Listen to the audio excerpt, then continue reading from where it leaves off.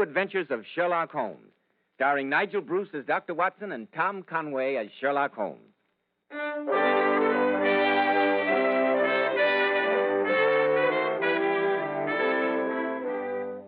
Well, once again, it's Monday night and time for the pleasantest of all doctor's appointments, our weekly visit with that splendid host and incomparable storyteller, Dr. Watson.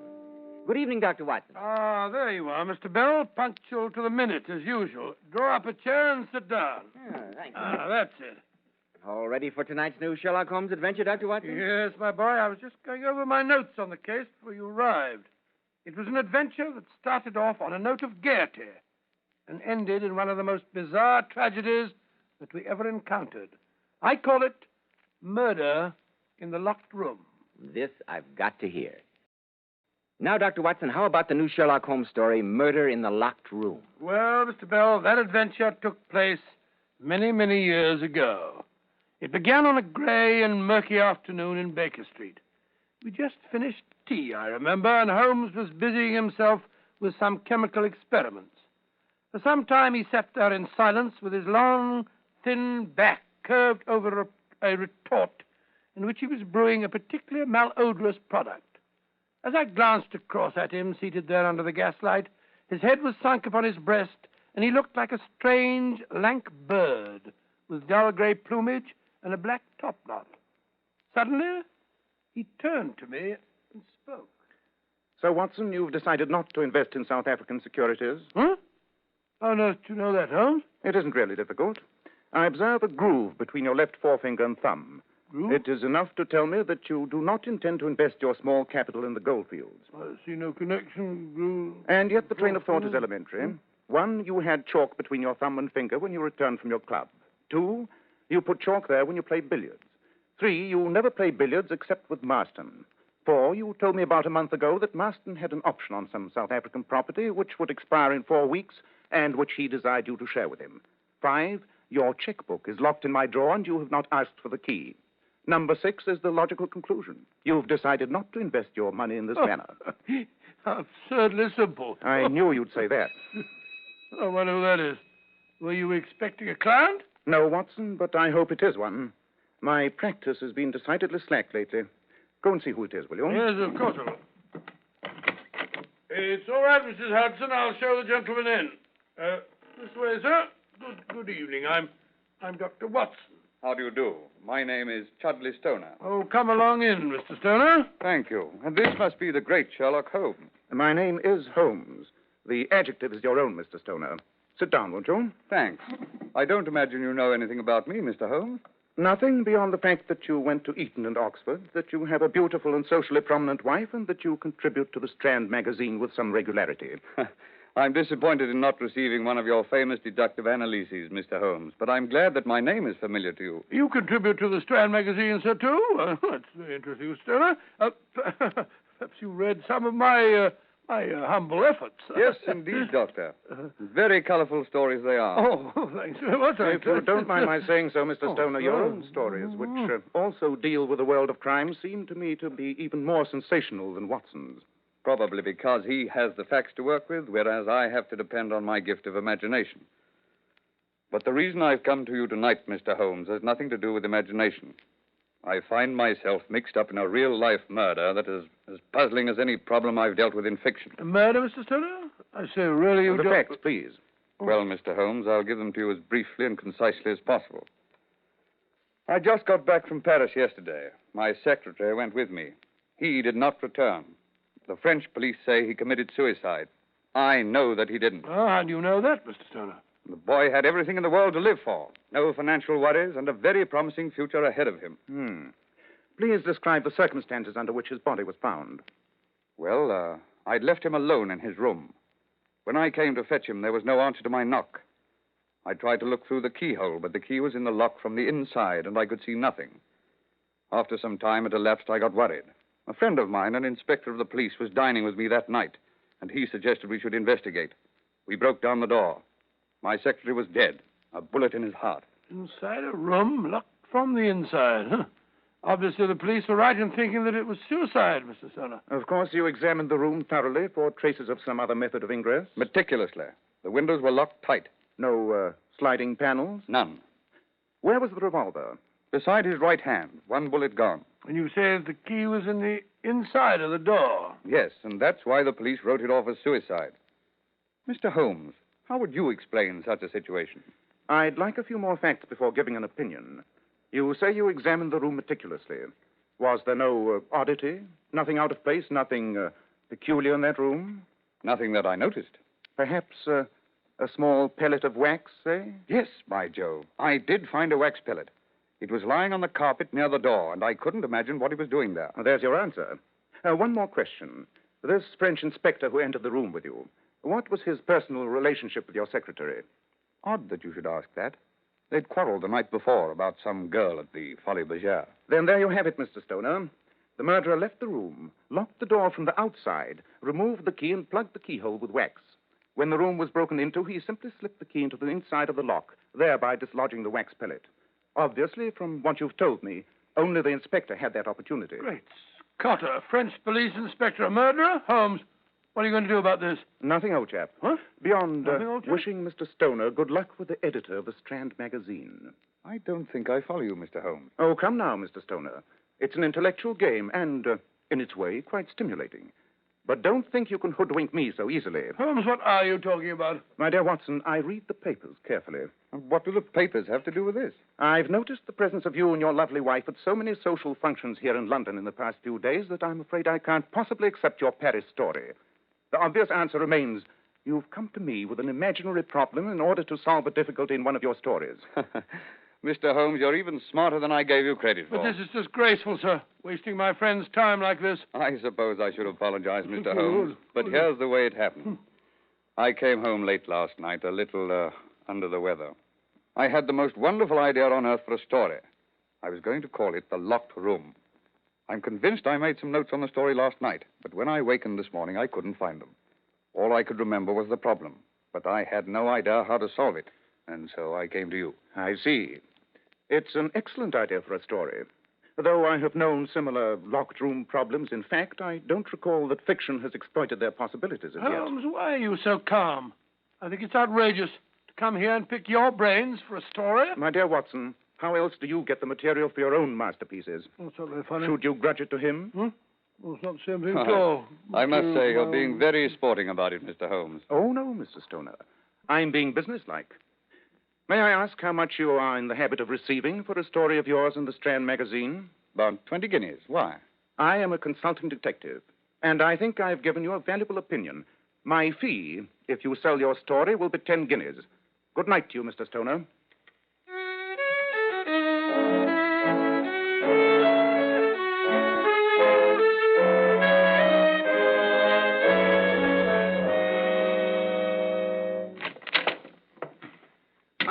There you are, Monsieur Stoner. A remarkable deduction, Andre.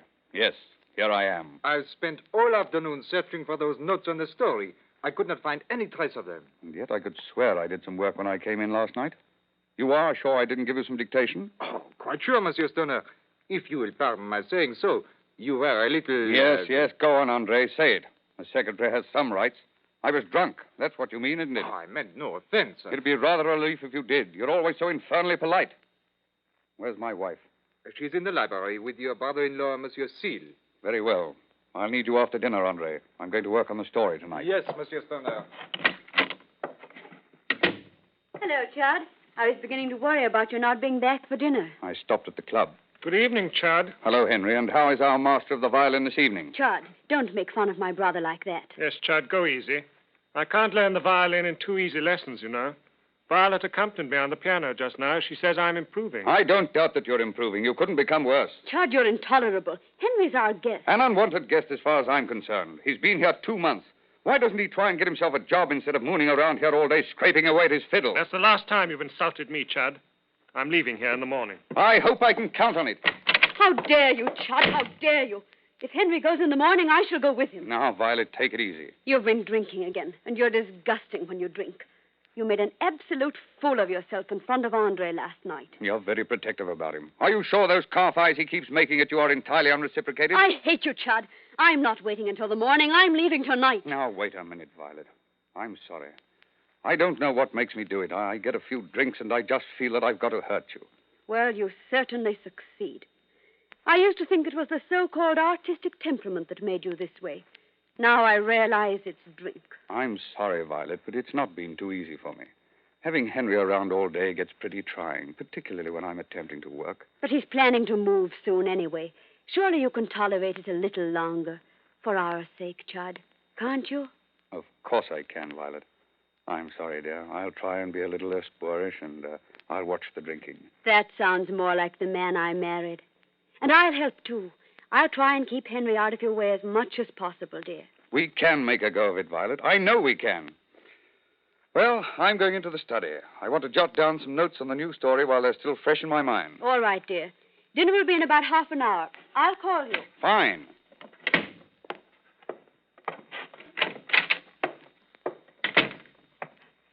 The Locked Room. Yes, that'll be a good title. It'll be worth giving Sherlock Holmes 10 guineas for the help he gave me. Who is it? Is that you?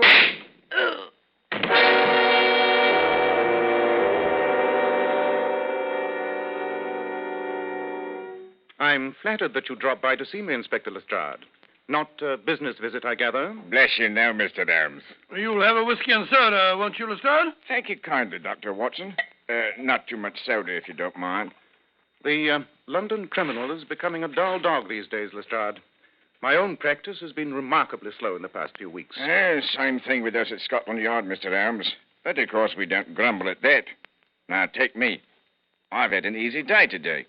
Just come from investigating a suicide in Church Street, Kensington. Indeed, another poor devil who couldn't stand the pace of our modern living, I suppose. I suppose so, Doctor. Though you'd have thought this bloke had everything he wanted. He was quite a successful writer, they tell me. A writer? What was his name? He wrote for the Strand magazine. Name was Chudley Stoner. Dr. Watson, you dropped that glass. You say Chudley Stoner committed suicide tonight? That's right, Mr. Holmes. You know him? Under what circumstances was he found? It was a routine case, sir. Locked the door on his study from the inside and then blew his brains out. The windows were locked and there were no secret panels and that kind of stuff. It was suicide, all right. The arm of coincidence is long indeed, but not as long as that.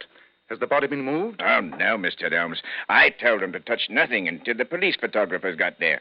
Just to be on the safe side, you understand, sir. Splendid. Grab your coat and hat, Watson. Right, your hump. But what's all the excitement, Mr. Holmes? It's just a suicide. Nonsense, Inspector. I'll stake my whole reputation that Chudley Stoner has been the victim of a murder plot, as cunning and diabolical as any that I've ever encountered.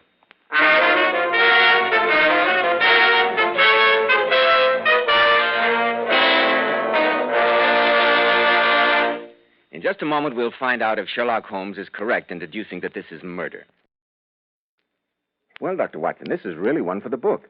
A mystery writer comes to Sherlock Holmes with a fictitious murder plot. Holmes solves it for him, then the man goes away and gets murdered in exactly the way he described. Precisely, Mr. Bell. As provocative a problem as ever we encountered. I bet you hurried off to the dead man's house at once, didn't you? As fast as a hansom cab could take us there. As soon as we arrived, we cross-examined the three members of the household. The dead man's wife, Violet, her brother, Henry Seal, and André Leroux, the secretary. All of them told the same story. That they'd heard the shot and hastened to the room from different parts of the house.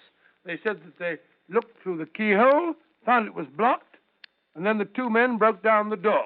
Just the same story as in the dead man's fictional problem, wasn't it? What happened next, Dr. Watson? Well, before we talked to the three suspects any further, Holmes, Inspector Lestrade, and I walked into the dead man's study to examine the body. I can almost hear Holmes now. As he said... It's not hard to find a motive. A beautiful wife, a worthless brother who'd been told to get out, an attractive and attentive young French secretary who hated the dead man's cruelty. Blimey. And I called it just a routine suicide. You'll notice that no wax pellet is in evidence this time. I'd say that the answer is obvious. The dead man did write some notes on his story last night. The killer found them and realized that he'd been presented with a perfect murder method, never expecting that the dead man would divulge his method to me. Mr. Holmes, why are you examining the keyhole of the door? I was looking for a pellet of wax, Inspector. It's missing. Obviously, the murderer had read about that in the dead man's notes and was clever enough to remove it. But let's examine the corpse. Interesting. Most interesting. Why, Holmes? Well, surely you can see for yourself, Watson. The bloodstains clearly indicate that the man fell here, some 5 or 6 feet from the desk. And yet, with a dying burst of energy, he crawled towards the desk and clutched it. Undoubtedly, he was trying to give us a dying message. But how can holding on to a desk give a message, Mr. Holmes? And why should a dying man try to do that anyway? Remember that the dead man was a writer and a student of criminology. In his last few moments of consciousness, he probably realized I'd be on the track of his murderer. He gave us more than one clue, Holmes. Look at his body. As he fell for the last time, he upset that bowl of violets. And his wife's name is Violet. Coincidence, I think, Watson. The flowers were knocked over inadvertently as he fell. But the move to the desk was a deliberate and desperate effort. Well, if you talk about that, look here, gentlemen. Lying by his right arm. Look, that was knocked off the desk, too. It's a seal with a monogram on it. Right, Doctor. And Seal is the name of the dead man's brother-in-law. Henry Seal. Interesting, but I refuse to believe that a dying man could deliberately knock over such a comprehensive number of incriminating objects as he died. Then who do you suppose did do it, Holmes? At this stage of the case, I shall suppose nothing, Watson. We have 3 obvious suspects waiting for us. Let's question them.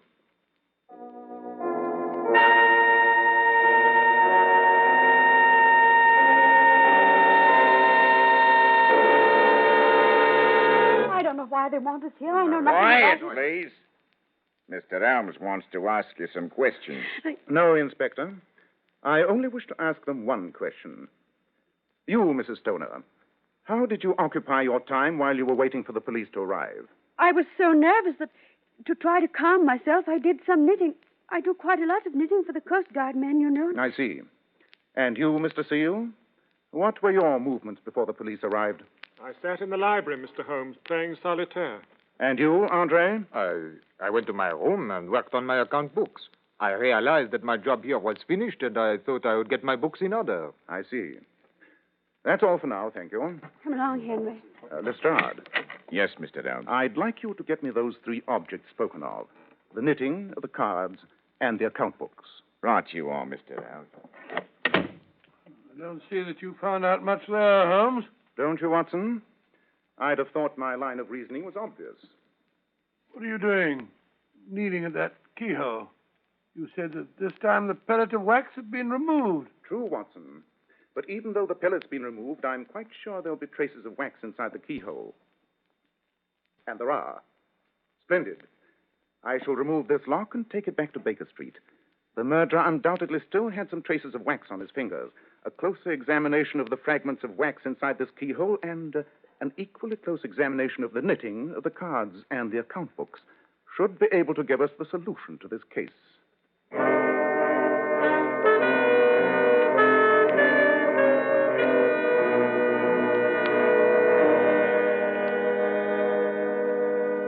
Well, Holmes, you've been poring over the microscope for nearly an hour. Have you got the answer? Nearly, but not quite. But you've examined all 3 of the objects. Surely it's just a question of finding which one of them shows traces of wax. Oh, no, old chap. What? It's not as easy as that. Oddly enough, the knitting, the pack of cards, and the account books all show traces of wax. Great Scott. But that means that all those people were involved in the murder. It was a concerted plan between the 3 of them. I think not, Watson. What? And in 5 more minutes, I'm sure I can prove to you who the murderer is.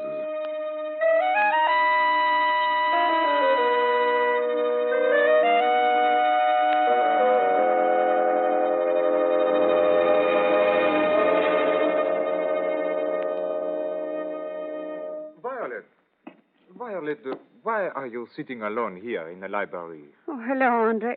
I'm so upset. They think the Chud was murdered. The inspector's still questioning Henry. I believe they think he did it. Oh, it's awful. Oh, Oh, now, don't worry, darling. Everything is going to be all right. please, Andre.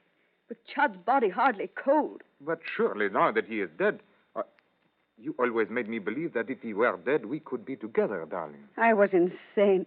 I thought he was neglecting me, that perhaps there was some other woman. But just before he died, we had a talk. I knew it was going to be all right again. But me? You mean you were making a fool of me? I was making a fool of myself, Andre. Please forget it. Forget it. No, my cold-blooded Englishwoman. I am not some stupid boy you can play with. You cannot throw me aside. I have risked my life for your happiness. Risked your... Andre! You murdered Chud. Of course I did. I hated him. And I hated the way he made you unhappy. And the fool gave me the perfect way to do it by telling me about his filthy story. And then forgetting that he had done so. You devil, get away from me. I'm turning you over to the police. No, you are not. You are going to join Chud since you love him so much. Andre, put away that revolver. Nice shooting, Watson. You got him in the wrist. Sorry. Mrs. Turner, are you all right? Yes, but thank heaven you were both behind those curtains. I'm sorry that we had to wait until the last minute to disclose our presence. But it's just as well to have witnesses to a murder confession. What do you have to say for yourself, Monsieur Leroux? Nothing. Send for your policeman and have me taken to prison. With pleasure. Watson, ask Inspector Lestrade to step in here, will you? Tell him we have a customer for him. A customer for the gallows.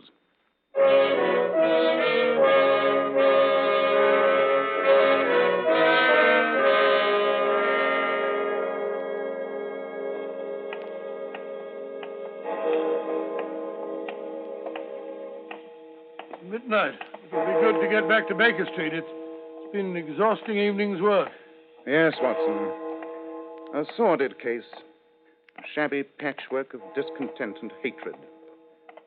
Oh, well, we've been instrumental in sending yet another felon to his rightful destiny. You know, Holmes, there's still one or two points I don't quite understand. I can't believe it, Watson. What are they? Well, you said that all three objects you examined contained traces of wax. They did, and at first that confused me. But there are various qualities of wax. For instance, Mrs. Stoner was knitting with a certain waxed wool that is used specifically in knitting for seafaring men. It gives the garments a weatherproof finish. Never heard of it. Possibly not, but it's a fact. And, as you know, I specialize in such odd pieces of information. What about the traces of wax on the cards that Henry Seal used when he was playing solitaire? Again, I was misled. Until I remembered that Mrs. Stoner told us that her brother had been playing the violin a short while before her husband's death.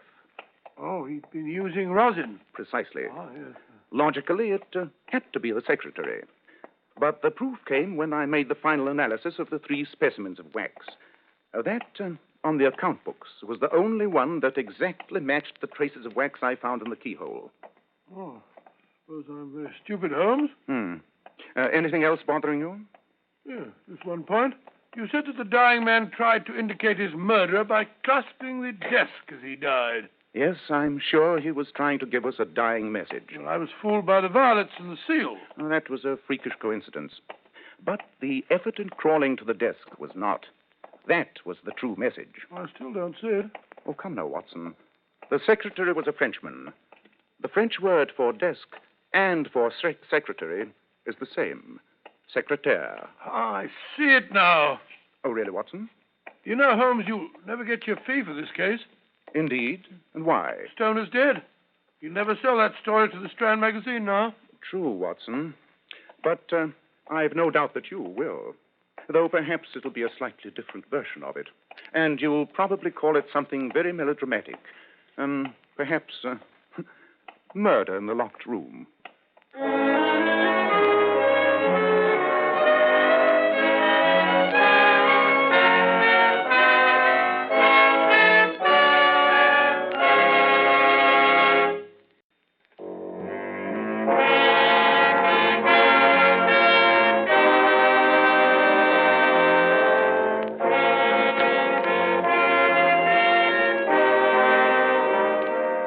Tonight's new Sherlock Holmes adventure was suggested by an incident in Sir Arthur Conan Doyle's story, The Dancing Men.